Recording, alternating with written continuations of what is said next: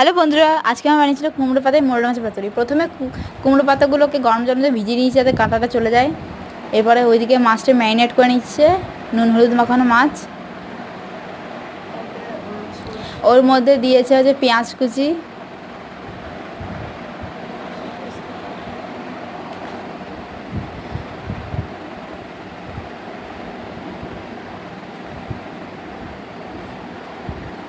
তারপরে সর্ষে বাটা এবং পোস্ত বাটা,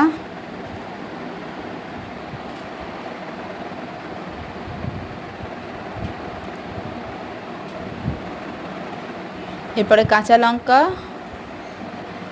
বেশি করে দেবো, কাঁচা লঙ্কা। তারপরে হলুদ পরিমাণ মতো, জিরে গুঁড়ো, লঙ্কা গুঁড়ো এবং নুন স্বাদ মতো।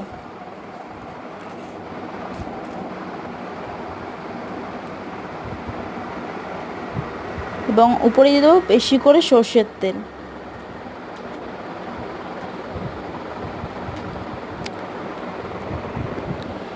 এরপর ভালো করে ওটাকে মাখিয়ে নেব।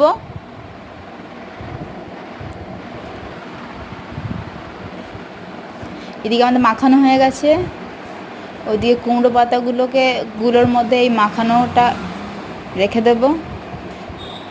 মাখানোটা দিয়ে এটাকে ভালো করে ফোল্ড করে নেব কুমড়ো পাতাগুলোকে ভালো করে। এখানে আমি কোনো সুতো বা টুথপিনের ব্যবহার করিনি, কারণ এটা এমনি সুন্দর থাকবে। এবং বাকিগুলো অমনি করে নেব। এবং এর মধ্যে তেল দিয়েছিলাম ওই মাছটা দেওয়ার পরে। এবং কড়াইটা গরম করে ওর মধ্যে সরষের তেল দিয়ে দেবো। এবং ওই পাতাগুলোর যেগুলো ফোল্ড করে রেখেছিলাম ওগুলো দিয়ে দেবো সুন্দর করে। প্রথমে 3টে পাতা দিয়েছি। ঢাকা দিয়ে কম আঁচে ভেজে নেব। নিয়ে কিছুক্ষণ ঢাকাটা খুলে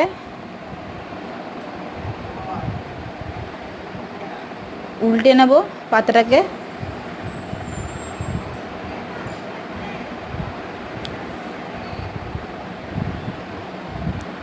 এটা আমাদের হয়ে গেছে কুমড়ো পাতার পাতুরি। এবার এটা ভালো করে একটু কড়াইয়ের মধ্যে ভেজে নিয়ে তুলে নিলাম থালাতে।